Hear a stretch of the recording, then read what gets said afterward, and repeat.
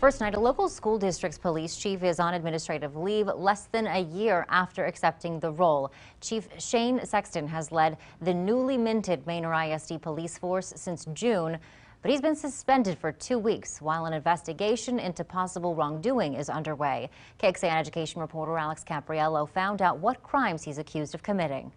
There are two allegations made against Manor ISD Police Chief Shane Sexton. The first is that he falsified timesheets for his employees, and the second is that he improperly discarded cell phones that were meant for police officer use. I spoke with his lawyer, who tells me that they have already submitted credible evidence proving that all timesheets were accurate. Also, that the cell phones were old, no longer in use, and donated to a domestic violence shelter. He says they were free.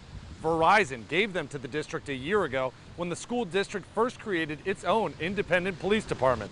In essence, the lawyer is arguing that all the allegations made against Chief Sexton have no merit and should be dropped. It's troubling that if that's really what's going on here, that that he's being accused of criminal violations or even administrative violations for having a good heart. The attorney tells me that Chief Sexton still hasn't been delivered a formal complaint about these allegations, despite being on administrative leave for the past 2 weeks. Other officers within the department are scheduled to be interviewed about this matter on Thursday. At tonight's Board of Trustees meeting, they're supposed to be discussing administrative personnel changes. I'm told that that's actually going to be a more formal discussion about the contract renewal for Chief Sexton. He was sworn in last June. Reporting in Manor, I'm Alex Caprariello, KXAN News.